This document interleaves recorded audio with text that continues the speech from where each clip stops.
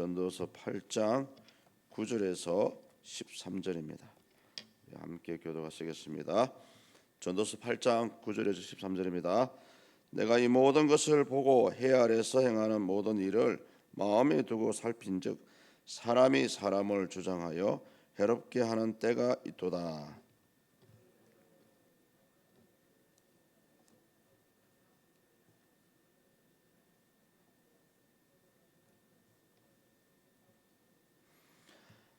악한 일에 관한 징벌이 속히 실행되지 아니하므로 인생들이 악을 행하는 데에 마음이 담대하도다.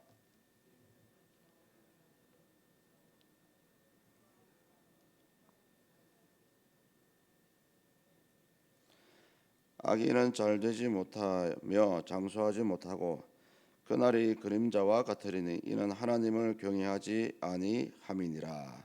아멘. 오늘 이 부분은 악한 자와 의인들을 이제 비교하면서 인간으로서 도저히 할 수 없는 그런 한계, 특히 인간의 그런 무능함을 오늘 이 본문에서 얘기하고 있습니다. 실제로 이 이야기는 그 당시나 지금이나 각 시대마다 변함없이 일어나고 있는 일입니다. 사실은 특히 전도서는 이렇게 얘기하죠. 사람이 사람을 주장하여 해롭게 할 때가 있다라고 얘기합니다. 구절을 보십시오. 내가 이 모든 것을 보고 해 아래에서 행하는 모든 일을 마음에 두고 살핀즉 사람이 사람을 주장하여 해롭게 하는 때가 있도다. 이거는 나라가 있든지 부족 국가가 있든지 사람이 모여 있는 곳이라면은 반드시 이런 현상이 일어나고 있습니다. 왜냐하면 힘 있는 자가 힘이 없는 자를 괴롭힐 수밖에 없고요. 또는 어제도 말씀을 드렸지만 권력을 가진 왕이 자기 마음대로 법을 초월해서 사람을 괴롭힐 때가 있습니다. 이런 현상을 보고 인간의 그런 무능함을 우리에게 말씀하고 있습니다. 그런데 이제 이런 현상이 계속해서 일어나다 보니까 우리 특히 신자들은 이런 의문을 가지고 있죠. 과연 저 폭군도 하나님께서 세우셨을까? 하나님이 허용을 하셨을까?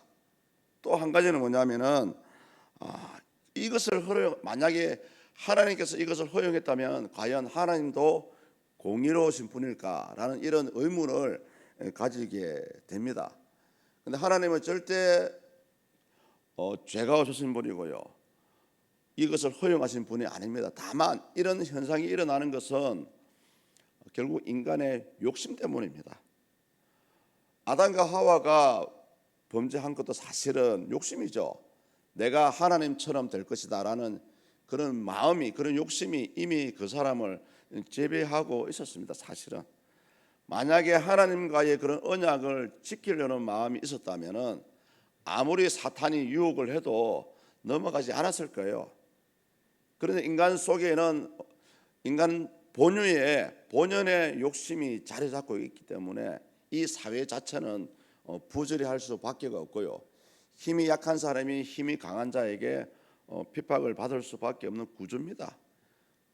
지금도 마찬가지죠.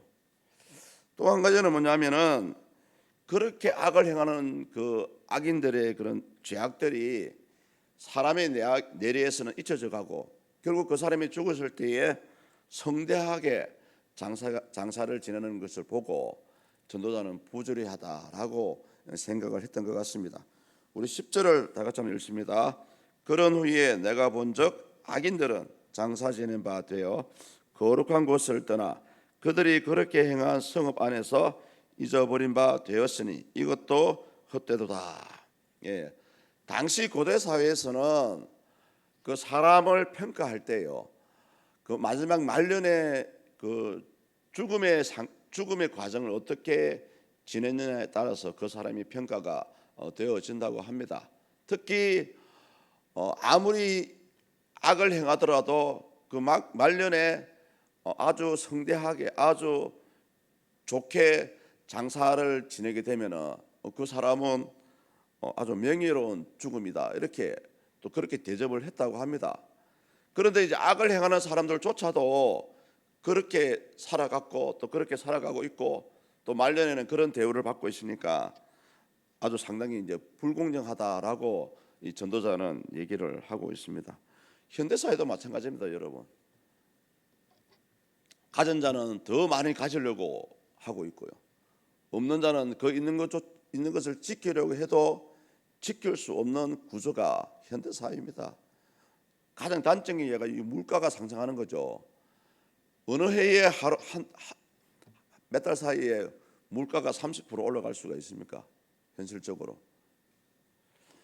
세 번째는 이제 악한 일에 대한 징벌이 바로바로 즉각적으로 실행되지 않기 때문에 사람들은 지금도 악을 행하는데 담대함을 가지고 있어요. 11절을 읽습니다. 악한 일에 관한 징벌이 속히 실행되지 아니하므로 인생들이 악을 행하는 데에 마음이 담대하도다. 그래서 이런 부분을 보고 우리 믿는 자들은 많이 시험에 당합니다. 아니 하나님은 공의로우신 분인데 왜 침묵을 하고 계십니까? 저런 악인들을 즉각적으로 심판하면은 세상에 악이 사라질 것이고요, 선한 사람만 살아남을 것인데 도리어 이 사람들은, 악인들은 더 많은 악을 행하고 있는 거예요. 왜? 하나님이 침묵하고 있으니까. 그래서 우리 믿음이 약한 사람들은 이 부분 때문에 시험에 많이 들어요. 왜 하나님은 이 잘못된 현실을 방관하고 있을까, 침묵하고 있을까? 이 부분에서 많이 시험에 들어서 그 신앙을 놓쳐버리는 그런 경우가 많습니다. 근데 사실은 실상은 그렇지 않아요. 지금도 하나님은 그 때를 기다리고 있습니다. 사실은 때를. 왜냐하면 한번 하나님이 화가 나셔가지고 심판을 하게 되면은 살아남을 자가 없기 때문에 그래요. 그 얘기를 이제 마지막 본문 12절과 13절에서 하고 있거든요. 끝내는 하나님의 확실한 심판이 있을 것이다 라고 우리에게 제시하고 있습니다. 우리 13절 한번 보십시오. 같이 읽습니다. 악인은 잘되지 못하며 장수하지 못하고 그 날이 그림자와 같으리니 이는 하나님을 경외하지 아니함이니라. 아멘. 그래서 우리 믿는 자들은 이런 악을 보면 볼수록, 또는 시대가 계속해서 악해지면 악해질수록 세상은 믿는 자가 점점 줄어들고 있습니다. 지금 우리 한국 교회가 그렇지 않습니까? 얼마 전까지 뭐 1200만 명이라고 얘기했는데 지금은 800만 명 정도라고 추산을 하고 있습니다. 그래서 우리 예수님께서 말세에 이런 부조리한 현상이 많이 일어나기 때문에 한탄하지 않았습니까? 사역하실 때에 세상에서 믿음을 보겠느냐. 이런 시대를 살고 있는 우리들은 그렇다면 과연 그런 부조리한 현상 때문에 시험을 받아야 되냐, 믿음을 놓쳐야 되냐? 그렇지는 않습니다. 도리어 이런 부조리한 현상을 보고 하나님께 우리 믿는 자들은 탄원할 수 있어야 됩니다. 하나님께 하나님 이렇게 사회가 부조리합니다. 힘이 강한 자가 득세하고 힘이 약한 자가 뭐 피해를 보고 죽어가고 있습니까? 어떻게 합니까? 이것을 하나님께 우리는 기도할 수 있어야 됩니다. 왜냐하면 그 때가 되면은, 오늘 이 전도자의 말과 같이 때가 되면은 하나님은 심판의 이 칼을 빼신다 그랬거든요. 하나님의 심판이 얼마나 심한지를 우리는 이 출애굽기 20장 5절 하반절에서 6절에서 볼 수가 있습니다. 제가 한번 읽어드려 보겠습니다. 출애굽기 20장 5절 하반절에서 6절입니다. 나를 미워하는 자의 죄를 갚되 아버지로부터 아들에게로 3, 4대까지 이르게 하거니와 나를 사랑하고 내 계명을 지키는 자에게는 1000대까지 은혜를 베풀리라. 1000대까지 은혜를 베푸는 것은 좋아요. 하필 왜 하나님은 3세대까지만 벌을 내린다라고 하셨을까요? 성도님들, 그거는 3, 4대까지만 벌을 내리면은 그 가족은, 그 사회는 진멸되기 때문에 그렇습니다. 더 이상 벌을 받을 사람이 없어요. 그렇기 때문에 3, 4대까지만 벌을 내리신다 그 말입니다. 충분히 1000대까지 벌을 내릴 수도 있는데 하나님이 3, 4대만 내려도 이미 그 가문은 멸망하고 없다는 겁니다, 여러분. 따라서 우리 이 믿는 자들은 이 부조리의 현상을 어떻게 바라볼 것이냐라는 것이 이제 문제가 되죠. 성도님들, 이러한 부조리한 현상은 지금뿐만 아니고요, 이미 많은 사람의 역사가 흘러내려오면서 각 시대와 각 시대마다 이런 현상이 있었기 때문에 당연하다고 생각을 해야 됩니다. 그것을 사람이 어떻게 하려고 할 수도 없고요. 이것 때문에 우리 믿는 자들은 믿음을 놓칠 수가 있습니다. 어느 단체고 어느 공동체고 간에 이러한 부조리의 현상은 나타날 수밖에 없습니다. 왜? 인간은 근본적으로 마음속에 욕심이라는 것을 가지고 있기 때문에 그렇습니다. 또 한 가지는 뭐냐면은 당장 하나님이 침묵하시는 것 같고요, 악인들이 득세하는 것 같지만은 결국은 때가 되면은 하나님 그 악인들의 계략은 실패로 돌아가게 되어 있고요, 악인들의 생명까지는 하나님께서 빼앗아 가게 되어 있습니다. 다만 그 때를 우리는 믿음으로 기다릴 수가 있어야 됩니다. 그래서 우리는 이러한 부조리의 현상들이 여러분의 눈에 보이시거든 그것이 사실은 여러분의 기도 제목입니다. 우리 가족 잘 되게 해주십시오, 우리 교회만 잘 되게 해주십시오, 아니에요.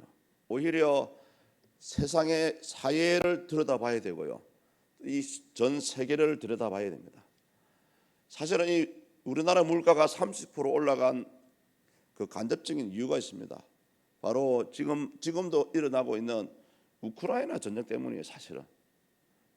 그래서 저와 여러분들은, 그래서 믿는 자들은 시야를 굉장히 전 세계를 향해서 넓혀야 됩니다. 지구 저편에 있는 나와는 상관이 없는 사람이지만 하나님 하루빨리 우크라이나 나라가 전쟁이 종식되게 해주십시오. 여러분 기도하셔야 됩니다. 이때 기도해 오셨죠? 안 하신 분들은 기도 생활 잘못하신 거예요. 지구 저편에 많은 자들이 굶어 죽어가고 있어요. 하나님 불쌍히 여겨주십시오 라고 기도해야 됩니다. 그리고 할 수만 있다면 여러분의 작은 정성으로 담은 얼마라도 돈을 보내야 됩니다. 그게 선교입니다. 여러분, 복음을, 하나님의 말씀을 전하는 것도 선교지만은 그런 억울한 힘든 상황 가운데 있는 사람들에게 돈을 보내주는 것도 선교의 활동 가운데 한 가지입니다. 그래서 많은 선교 사람들이 선교 현장에 가는 데마다 필요한 걸 많이 보내달라 그러잖아요. 그래서 사람의 힘으로서 어떤 일을 해결하려면 결국은 본인이 그냥 지쳐가지고 쓰러지고 결국은 믿음을 놓쳐버리고 종래에는 하나님 원망하고 세상에 내려갑니다. 그거는 잘못된 믿음입니다, 여러분. 오히려 내 눈에 잘못된 사회가 보이고 잘못된 현상이 보일 때 거기에 무릎 꿇고 기도해라는 소리거든요. 우리는 이러한 시대에 그러면 어떻게 살아갈 것입니까? 오직 이것을 해결할 수 있는 분은 하나님밖에 없습니다. 이 새벽에 우리 성도님들 기도하실 때 하나님 도저히 사람으로서 해결할 수 없는 부분이 있다면 하나님 이것을 불쌍히 여겨주시고 해결해 주세요 라고 기도할 수 있는 저와 여러분이 되었으면 좋겠습니다. 기도하시겠습니다. 하나님 감사합니다. 전도자는 이 악인들과 의인들의 삶을 들여다보고 도저히 인간의 그런 무능함을 이제 토로하고 사회의 부질의 현상을 질책하고 있습니다. 하나님, 그러나 이러한 때에 우리는 이 모든 것을 해결하시고 공의를 행하시는 하나님을 바라볼 수 있는 우리 믿는 자들의 삶이 될 수 있도록 축복하여 주시옵소서.